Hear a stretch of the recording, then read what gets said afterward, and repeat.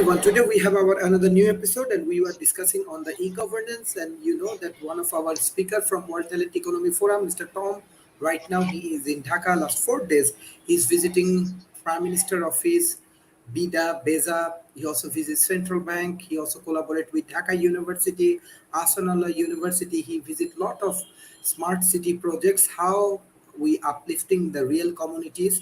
I think this will be very interesting.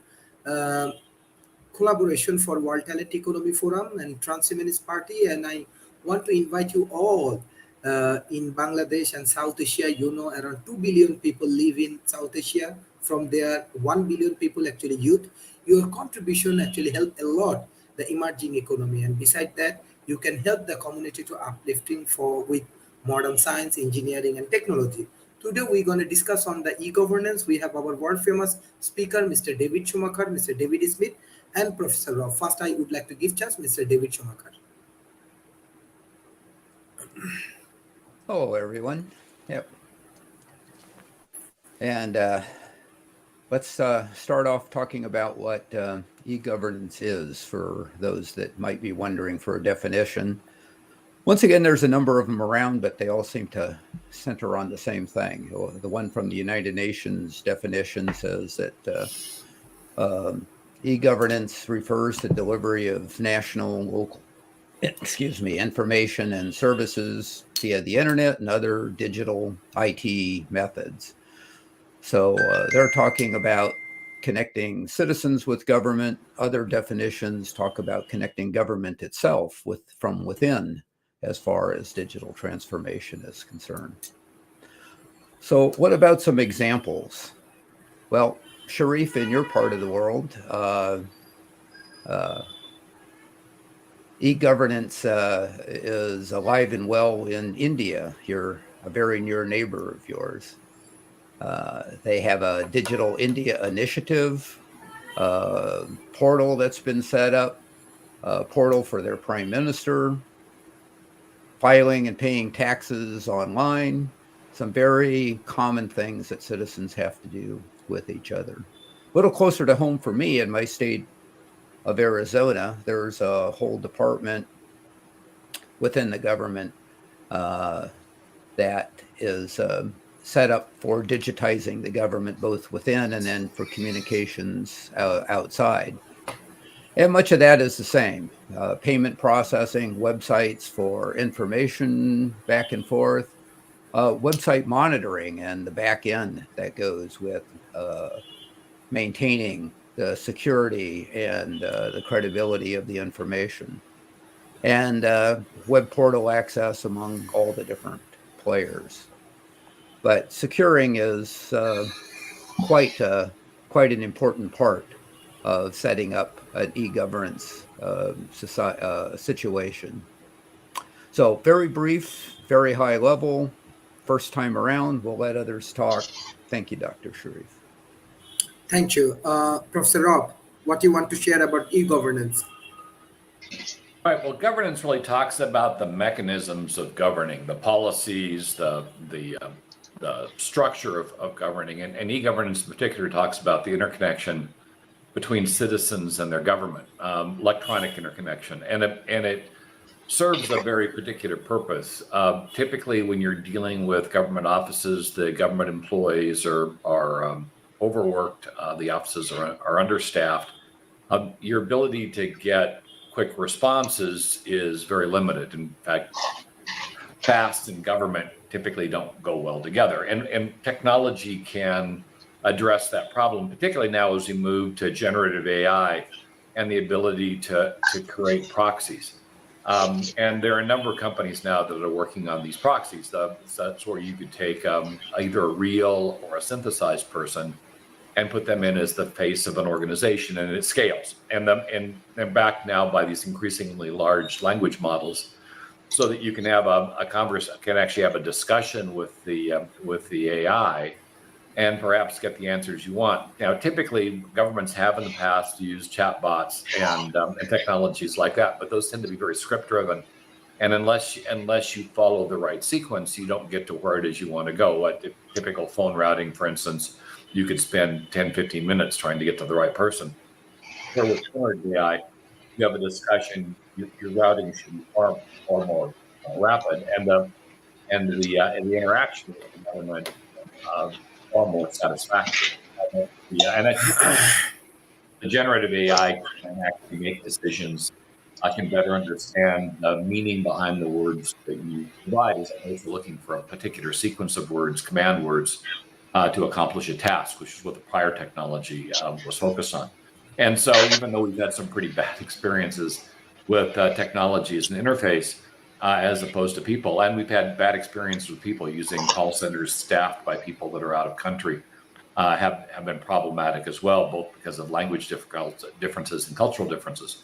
But with this new class of AI, you can program around that, and so in the end, you get a better connection to your populace. Now, the promise here is when you get a better connection to the populace, then perhaps government could listen more to what people want and have conversations with people at a much deeper level. But to do that, it would require government to want to do that. And I'm not, at this particular juncture, I'm not seeing that. It's much more common for governments to form an opinion and want to defend the opinion than it is for governments to try to find out what the opinion should be before they set it and then defend it. So that isolation of the electorate, of the population, is problematic. This technology could fix that isolation, but it would require a will for government to want to fix it, and it would create a certain amount of complexity in terms of, instead of being able to form a decision on the moment, you would have to delay, or you would want to delay at least a bit to query your base and find out what your position should be. That would be kind of the ideal case. And with automation, you could do it pretty quickly, but not instantly. And often when government officials are debating or forming an opinion, they may not feel they have the time to do those queries. I think they do, given how long it takes things to get decided. But again, it would require a mindset change, a change in how the problem is approached, and a giving up of a certain amount of power with regard to controlling the decision itself and passing that power back to the population. And then the final problem, of course, is often the population doesn't know what they want, and that means the aspect of the tool to market a particular idea or concept could be very powerful, but powerful for good or ill. Because when we're talking about the ability to convince somebody of something, you can convince somebody to do something that isn't in their best interest. And so making sure that there's adequate oversight, so these tools aren't being used to manipulate the population into doing things that aren't in their best interest, would be incredibly important in terms of implementation. So making sure the technology is secure, making sure that the technology is focused on understanding the problems the population wants and the priorities that they have, and making sure the technology isn't abused to a degree that it is subjugating the population aggressively towards one political ideology. So that those would be the elements I put forward in doing a successful e-governance solution. And we have the tools, we just don't have the mindset at the moment. Thank you, Mr. David Smith. Well, Sharif, thank you again for letting me be part of this program today. I agree with what David has said and Rob has said, and that so much of e-governance has so many different faces to it. It's kind of like the blind man and the elephant. Which part of e-government you touch, which part of the elephant you touch, e-governance looks very, very different. I love that Rob focused more on the interface of the average citizen and working through elections and moving that type of information. The other part of e-governance, which I see, is really looking at how to use the same type of transformational technologies we've used in the commercial sector and moving them over into the government sector. Because, you know, like we've talked so often on this, that the rapid rise of the internet, digitalization, connectivity, really is a global phenomenon. So governments from all over the world are looking at how to involve this into their government process. And I like the definition that David threw up at the front end of the show, but I also thought that the definition, which I hear a lot as I talk particularly about smart governance, is it can be defined as communication information technology for providing government services, exchange of information, transactions, integration of previously existed services and information portals. This has begun to expand more into the election side, doing the other types of information here, there.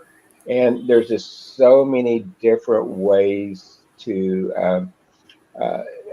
cut that one as you go forward. The one of the things I know I truly like how I have seen e-governance go forward in the United States is just how I can begin to use it in a daily basis. I hated going to offices to renew my car registration. I hated going to offices to pay fees and things. And the ability to be online has given me hours and hours back on each of those activities.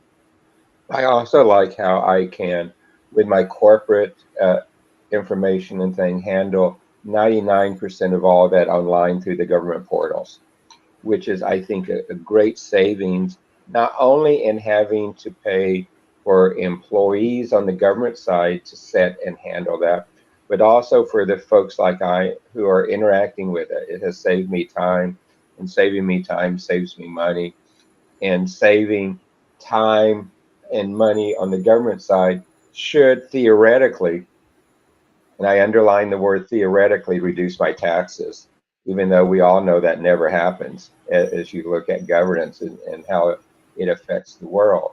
The other thing is that, and I can tell you this as a consumer, and particularly with my son's interactions with it, uh, the advantage of one of the e-governance is that it's convenient and in many instances more user-friendly than having to go and talk to people, where oftentimes you get conflicting information.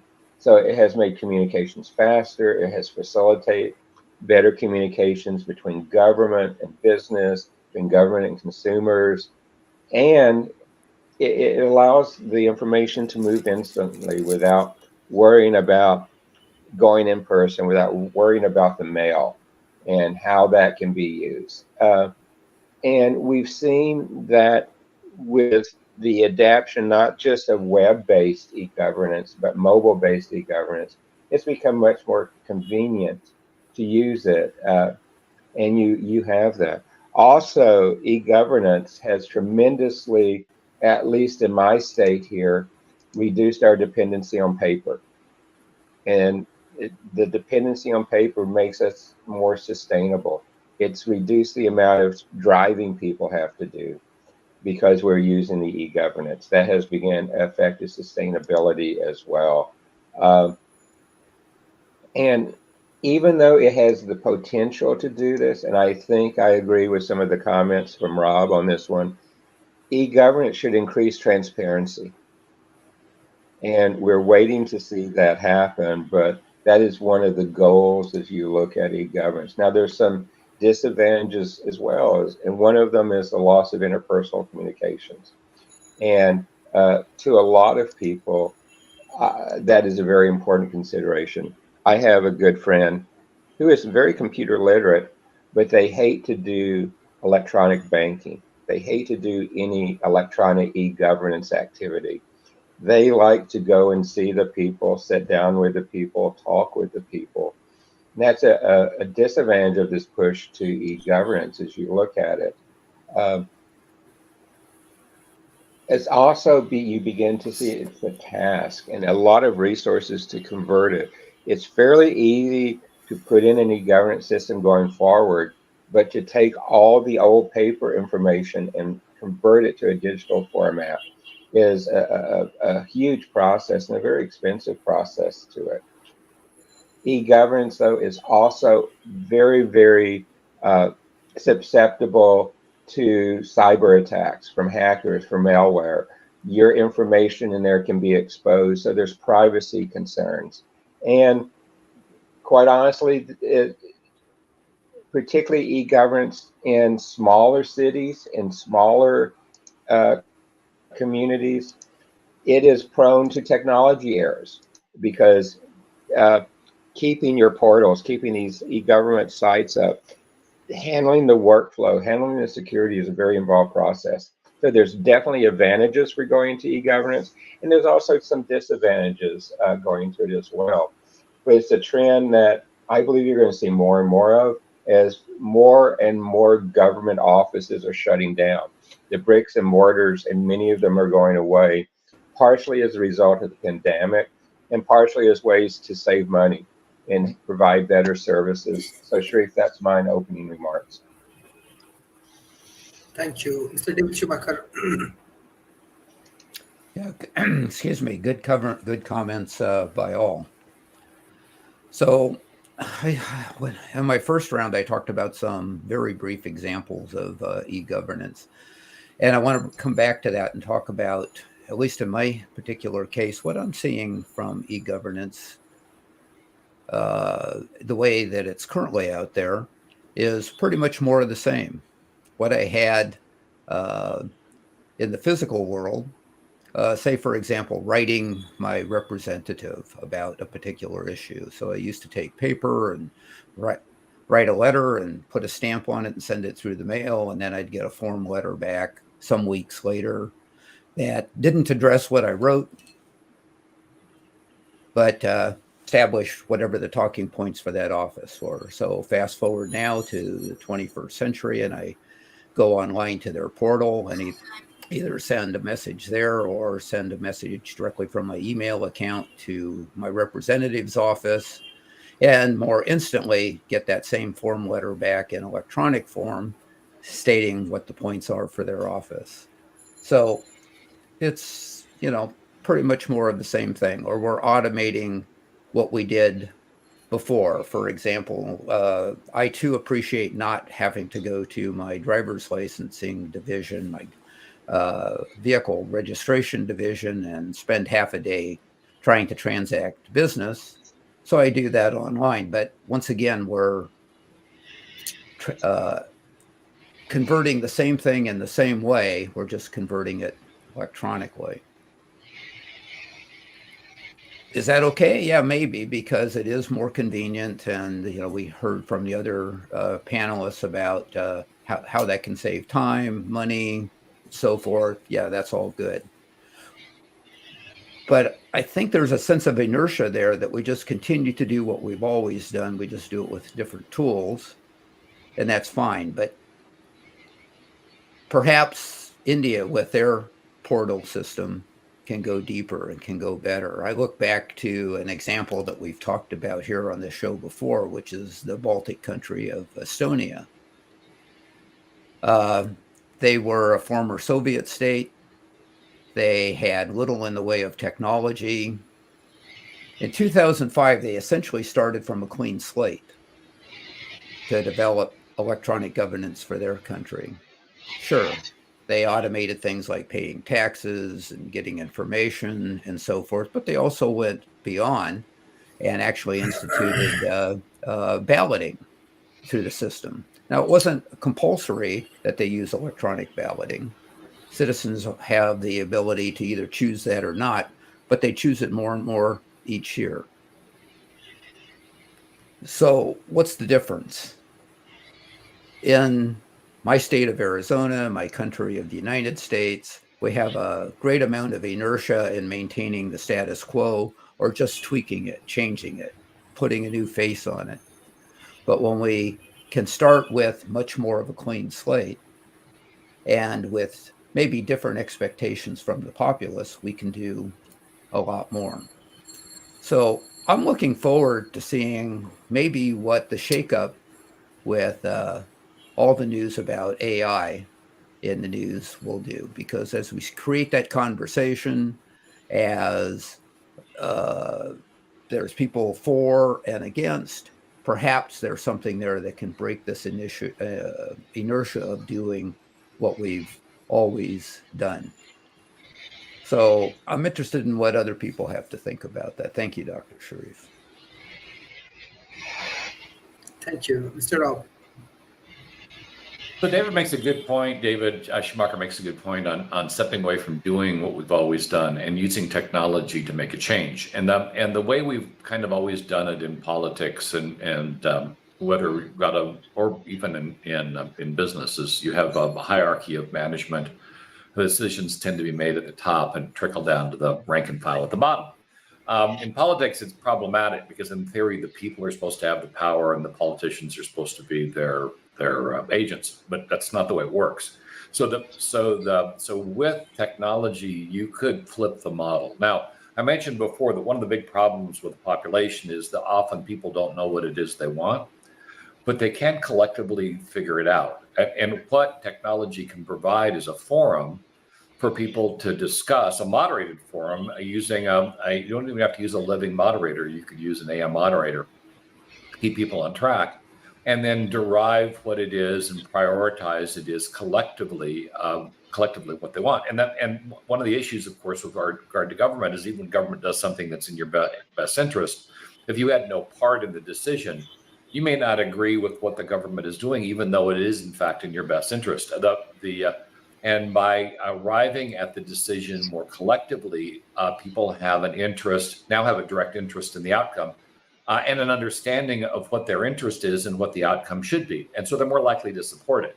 I've often found that in business is if you want to get an initiative through, if you arrive at the initiative, at least with the appearance of making it a collaborative and collective, it's more likely you'll get support at the end when you need it and you're pushing the initiative forward. Where if you dictate the initiative from the top, you're immediately going to get a number of people that will fight the initiative because they weren't consulted, because it surprised them, or simply because they want to exercise their status and showcase that nobody can tell them what it is they're going to do, even if it's the right thing. In fact, sometimes they will object, particularly because it's the right thing, because they don't want the decision maker to get the credit for doing the right thing. We live in a bizarre world. But if they're looped in and they're given credit for arriving at the decision, they're much more likely to support it. Because now it's not them fighting, Bob's decision over there. It's them supporting a decision that is partially theirs, and being able to create that kind of a mechanism where the population and government have their appropriate roles, where government is acting as an agent of the people, but the people are informed and help arrive at the decisions that the government makes, would seem to be potentially that ideal balance.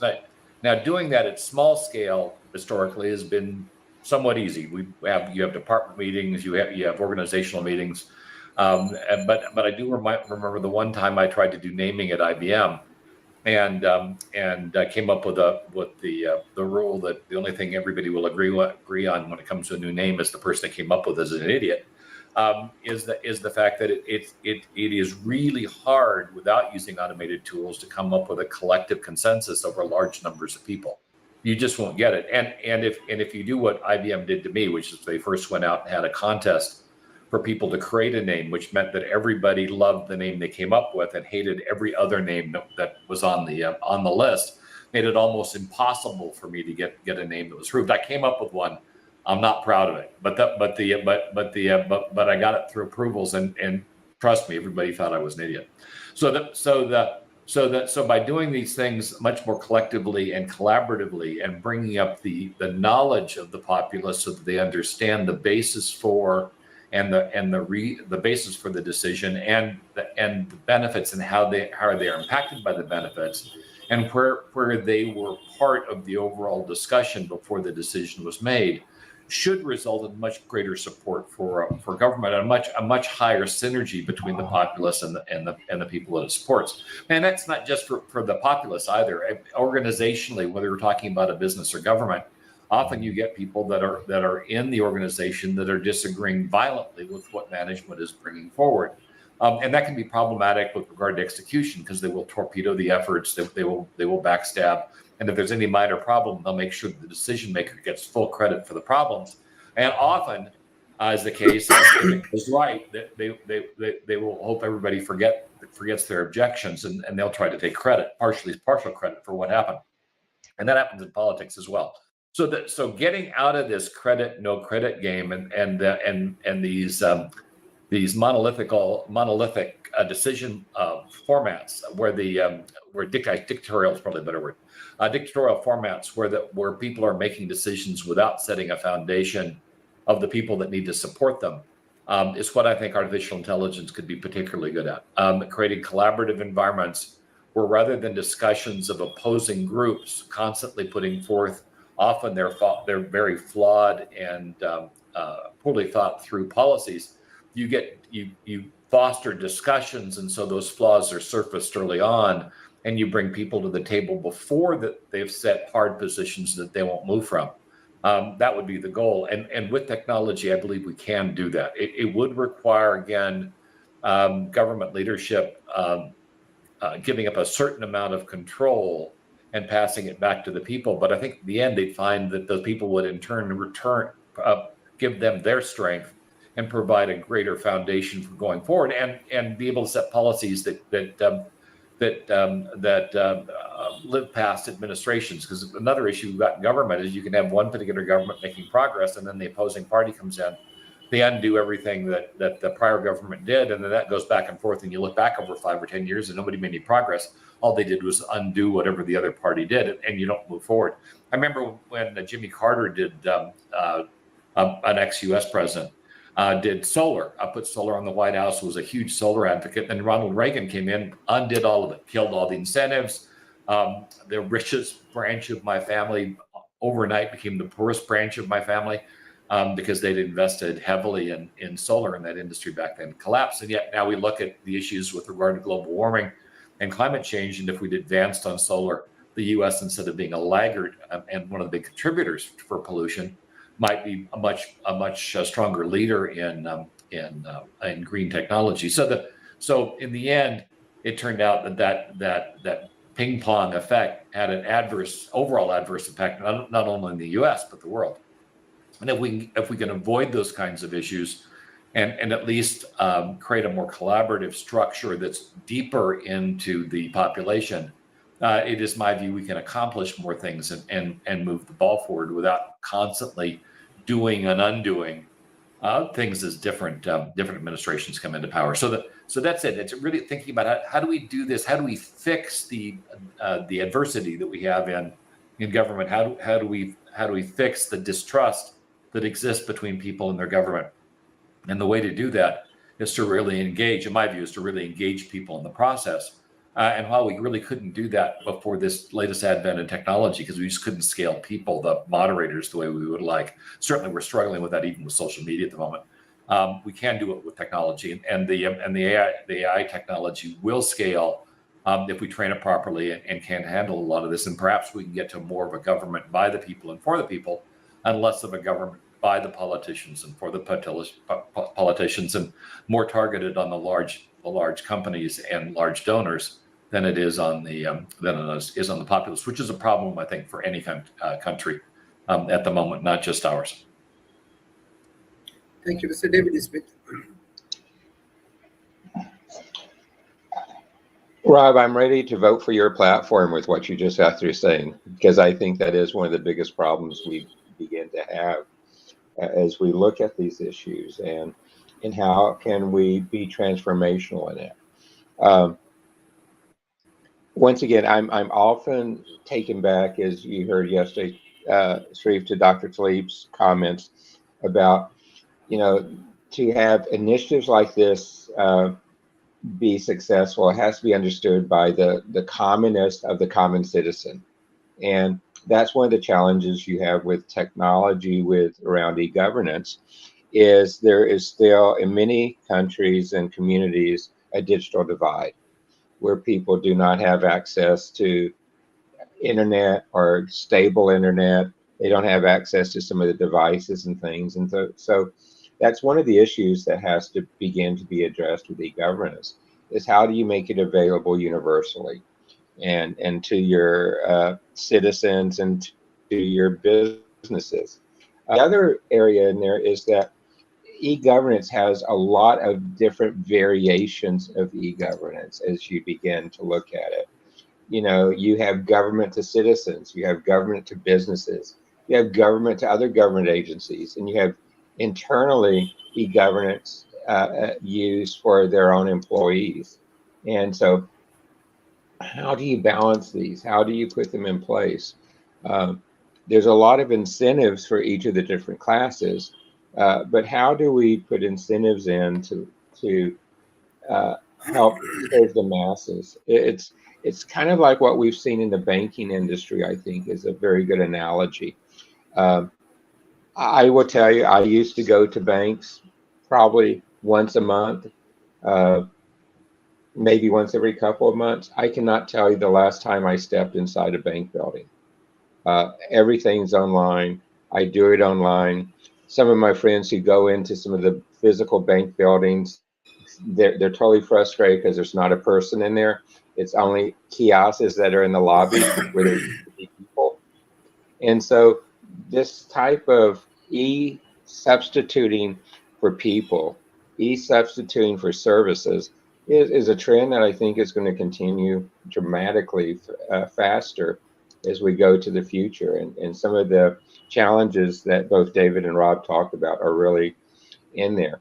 Also, one of the things that I find fascinating with e-governance is e-governance has actually brought up a new term in its application of it, and it's called de-bureaucracy.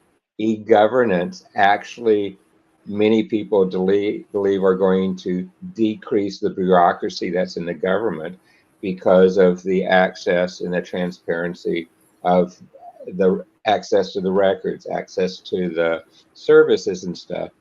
And well, I would love to see some of the bureaucracy decrease. I'm not for sure the current paths of e-governance is going to take us anywhere near that level of trying to take bureaucracy away from it.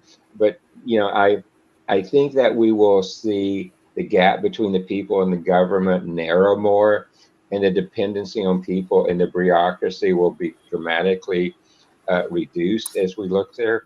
The other place, and with some of the boards I'm on, I'm seeing this really happen very much so, is I have many of my friends who are now living outside the United States, friends in Panama and Costa Rica and Europe and Malta and places like that.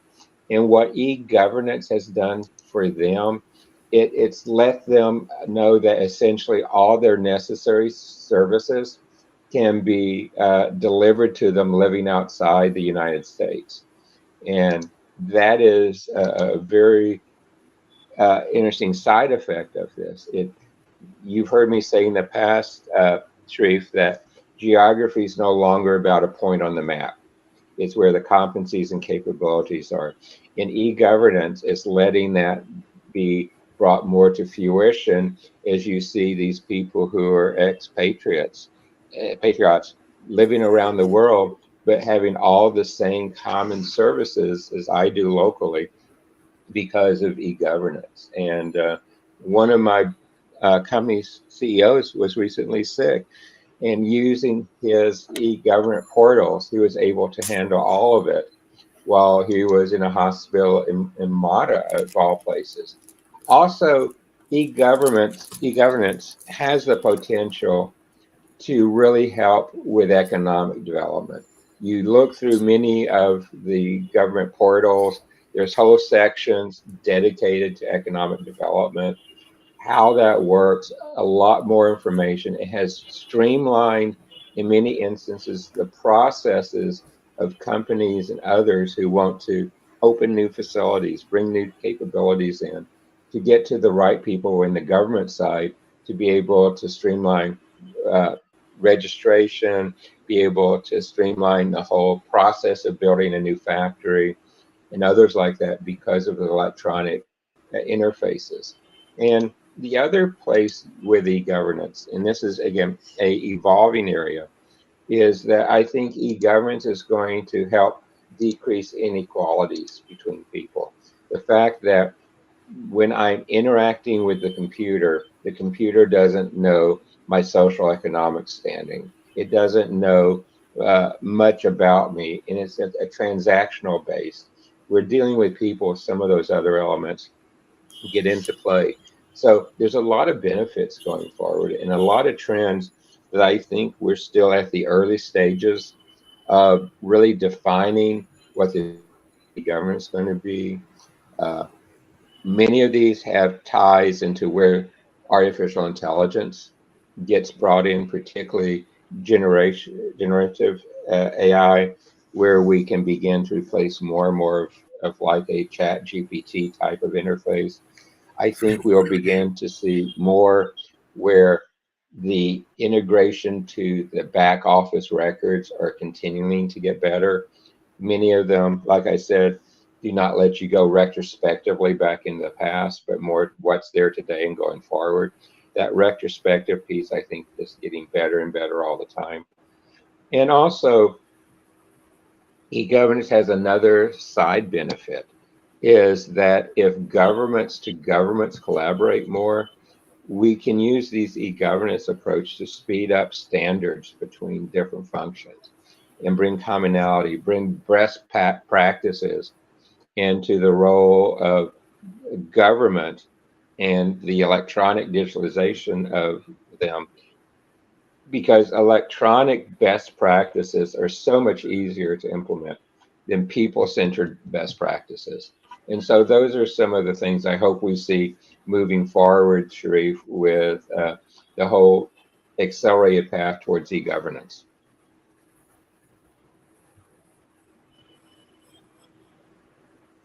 Thank you, Mr. David Schumacher. Yeah, once again, good comments by all. Another thing that I've noticed is, we're making a special talk on the idea of digital government, e-governance, electronic governance, whatever you want to call it. But we don't have to do that in the corporate area, in the business world. It happens because of the motives of business. So I see that translated. When I go to a government website, my user experience there usually is less satisfactory than when I go to many commercial websites. So I go to a commercial website, they're trying to sell me something, they're trying to get me to use their customer service portal in place of making phone calls. Those hit business in a language that they understand. And it seems like that business websites are much smoother, much easier to use. I've got small business here in Arizona. When I go to pay the, they call it TPT tax here, it would be sales tax in most states. And when I go to file my sales tax form at regular intervals, it's a convoluted process. It's a convoluted process to have to do a return, and it's a convoluted process to have to file and pay the state the money that I've collected for them.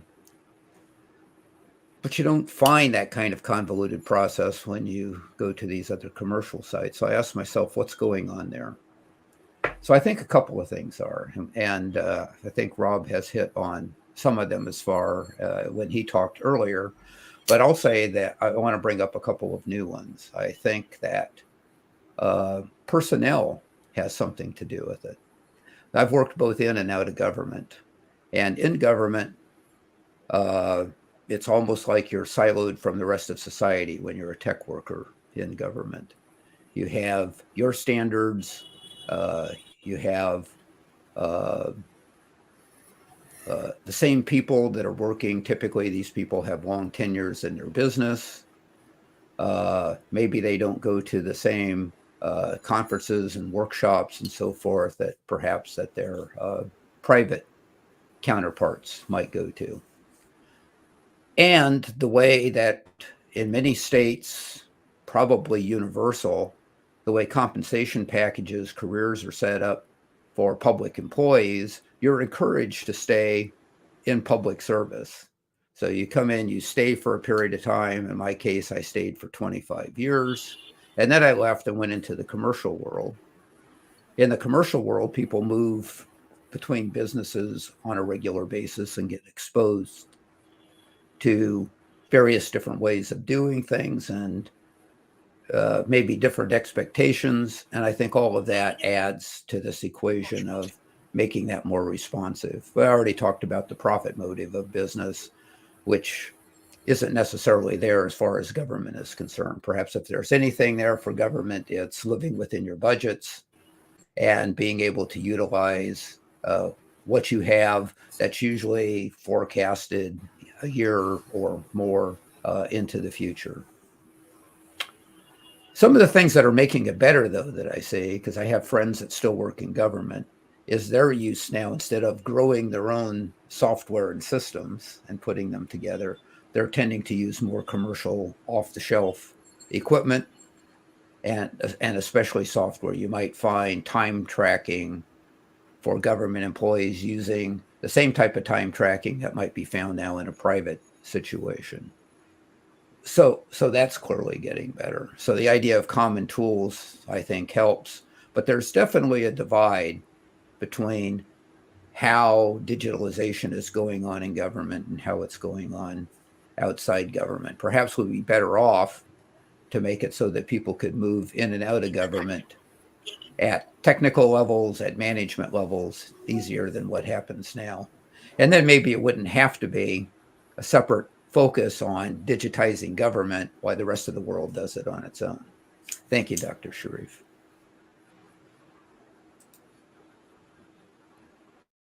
Thank you, Chris. Rob. Yeah, and I've got to run to do something else in a few minutes. So these will be my final comments. So e-governance. Whenever applying technology, often the focus is first on efficiency and cost reduction. And with e-governance, the focus probably should be first on engagement and inclusion to make sure that you're scaling out and involving the people, whether they're in government or being supported by it, that are affected by the decision. And that's the caveat here, because the past practice, and it's not just for government, it's often in governance and in business as well, is you get an excessive focus on cost reduction and automation and not enough focus on engagement and inclusion. And companies as well as countries as well as companies are made up of people. And the best path for technology adoption is to engage those people in the decision process, both to understand how they might be affected and to understand the kind of barriers you might have to get over to both get the decision approved and then to implement whatever the decision requires to accomplish its underlying goals. And if you don't do it that way, if you simply focus on efficiency and cost reduction, invariably you'll alienate the very people you're going to need to support the decision, either being made and affirmed or being carried out and implemented. And so as technology is applied and we move to e-governance, the focus really needs to remain on getting people involved, getting people included in the decision, and really understanding their reasons early on for objecting to a particular task, a particular process, and then implementing, both forming the decision and then implementing it based on the knowledge of the ecosystem that you're implementing it in, which is largely made up of people. So in the end, that way technology is making for a more inclusive, higher quality set of decisions, as opposed to just simply faster ones and faster, cheaper ones. And I'm reminded of the faster, cheaper thing as I watched the SpaceX rocket go up today and explode as it tried to separate. Recalling that Tesla, Musk's other company, also has the highest recall rate of any vehicle manufacturer on the planet, largely because both companies seem to have a focus on doing things fast as opposed to necessarily doing things well, and are imbalanced in that way. And the end result is both are incurring avoidable costs. The destruction of an expensive spaceship is not cheap if it could be avoided, and clearly recalls just destroy a company's margins. And so creating a balance between speed and quality becomes the kind of the critical path for deploying any of this stuff. And it's just too easy to focus on one and not the other. And unfortunately, it's quality that often gets left out. In fact, the underlying problem with this current generational AI technology isn't one of speed. It does speed very well. It's struggling with quality. And so as we look at implementing these technologies, recognizing their weaknesses and then mitigating them, I'm not saying avoid the technology, I'm just saying understand what it can and cannot do, will allow you to deploy the technology much more successfully and get more benefit from its use, because it doesn't do anybody any good to save a ton of money, but alienate your subordinates or your constituents in the meantime, so you end up losing your job. So this balance between quality, cost, and efficiency needs to be maintained as we move to e-governance, and we assure that e-governance does a better job than just regular governance has done to include people in the decisions that affect them. And now I've got to run because I've got to get to another meeting. See y'all next time. Thank you, Rob. Thank you. Mr. David Smith. Dr. Sharif, I'm in the same circumstance as Rob, so this will be my final comments here too, in that e-governance is such a very, very interesting, complex area. I love the fact that e-governance can only be possible, though, if a government is ready for it. It's not a one-day task.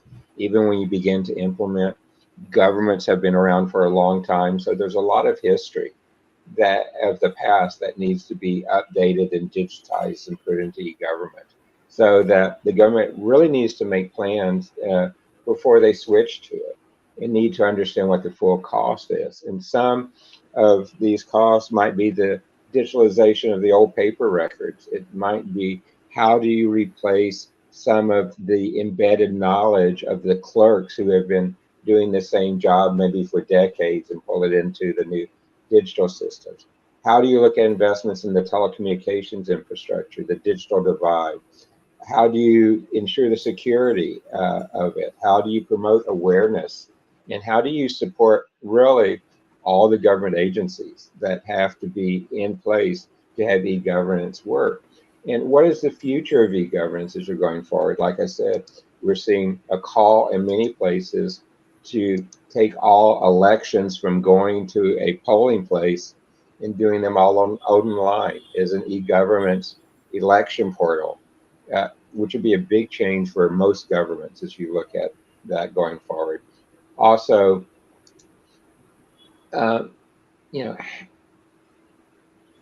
if I look at, for example, some of the world summits on this recently, some of the major things is, how do you improve access to information communication for all in the society? How do you build that competency there, that capability there? And how do you develop applications that foster and respect cultural diversity? And how can you do that in an e-governance way? E-governance should, for example, help cut back on corruption, help bring that type of transparency into it. But also, how do you address the other ethical dimensions of an information society? And how do you encourage cooperation in the cities, in the communities, in the states, in the countries, and even internationally, because e-governance has the potential to be truly an international governance. So, the role of e-governance can be significant. I believe that the role of e-governance, particularly in developing nations, has the ability to dramatically bring better services to the citizens, as long as you can work on the infrastructure piece, the digital divide pieces. And what this does is it lets all countries really begin to maintain the development trend on a par with the developed countries and take advantage of the best practices and take advantage of software that's been developed and be able to implement it. And e-governance, to me as a citizen, should be power, because knowledge is power. E-governance empowers us by providing relevant information to us at minimal time, cost, and place. It makes the services that we need and want available when we can go do it. brick and mortar offices often have a time. They open at a time in the morning, they take a time for a lunch break, they close a time in the afternoon. I can do most of my e-governance type of activity 24 hours a day, and most of it 7 days a week. So it should give us dramatic more access to the types of services that are being used and how we can respond to those. So to me, Dr. Sharif, particularly for developing countries, I see e-governance as a great opportunity forward to help level the playing field and bring all the type of services that David and I enjoy to citizens anywhere in the world. So Sharif, thank you for letting us be part of this. Thank you. Mr. David Schumacher, what's your concluding remarks for today? Yeah, thank you, Dr. Sharif, once again for the topic. Always good topics here on World Talent Economy Forum. So we've talked about a lot of different things today as far as e-governance is concerned, some good, some bad, some speculative for the future, some things that we would like to see. I think I want to end with the idea that there's a little bit of hope out there that things will continue to move in the direction that I think most people would want to see as far as improvements happening. So what I want to talk about in my final comments has to do with balloting. Someone brought that up. I think it was David Smith.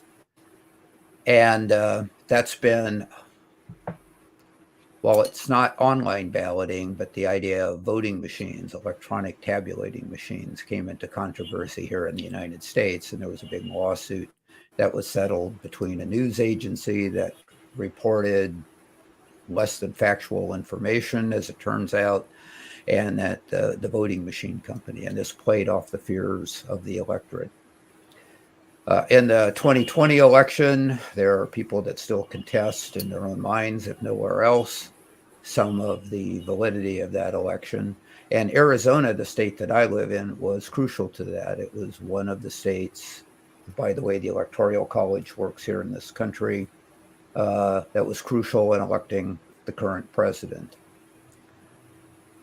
Because of that, there was a lot of scrutiny about voting machines here, voting process, and a very negative, divisive conversation. So what good can come out of that? And it goes back to transparency that I think that was talked about earlier in the show. The Arizona Election Commission has gone out of their way to use e-governance tools like email and their website and texting and so forth to be able to help you gain that inside look into how elections are run and what that process is, in hopes of showing that what's transparent there, that people can make decisions as they go instead of charges being filed and then people needing to look into it. So let me give you a brief example. When an election is coming now, I've registered with the state for that they can send me information by text, and I'll get a text message prior to the election, some weeks prior to the election, saying that election so-and-so is coming up, and tell me whether my registration is still valid. And then when I'm signed up for a perpetual vote from home situation. So not electronic voting, it's paper ballot that comes to me in the U.S. postage system. When that's sent from the Department of Elections, I get a text message that says your ballot's been sent. You should get it within a few days. I fill it out at my leisure as long as I make it before the deadline that's posted. And then I send it back through the mail system. And when they receive my ballot, they tell me that it was received. And the ballots themselves have no identifying information on it. They go in an inner envelope that you sign that then goes in the outer envelope for mailing. So that signature is very important because there's been challenges to people voting remotely based on signature. The election commission then will send me a text letting me know that my ballot was either accepted or rejected. I've never had one rejected, but I would suspect that they would tell me why it was rejected. And I know there is a process to do something about that. So I know that when my ballot's coming, I know when my ballot's received, I know when my ballot's accepted. And then all the statistics to do with the election are maintained then on their website. So this is a great look at transparency and some of the transformation I think that we would all like to see, which came out of a very divisive, what some people would call a negative event. So the bad can bring good, and hopefully this process of transparency would allow us to eventually one day get to being able to do regular electronic voting, perhaps on the order of something like Estonia, which I mentioned earlier, does. I wrote an article back in 2020 that was published in Taffin's magazine, and I gave it a rather provocative title about why paper ballots, are they a threat to democracy? Well, they're not. But I wanted to open a conversation about technology that we're comfortable with and how we can get stuck with that, the whole paper ballot idea, versus going on and developing processes and techniques that we can use to become very confident with more efficient technologies. So what the Arizona Department of Elections is doing, I think, is helping with that, and perhaps that's a model for moving beyond paper ballots at some point to a fully electronic system. That's probably the hardest thing to get accomplished, I think, in e-governance, and probably a good ending point. So once again, Dr. Sharif, thanks for opening a conversation. Thank you, Mr. David Schumacher. World Talent Economy Forum and Trans-Feminist Party, we are working together, we are collaborating together for advocating modern science, engineering, and technology. And we are helping the emerging economy people with our support. So what you want to say about these collaborations and about the tour? Uh, One of the leader of Trans-Feminist Party, Mr. Tom, in Bangladesh. Well, Tom Ross is running for a nomination to be our national candidate for the next election cycle for president in the United States.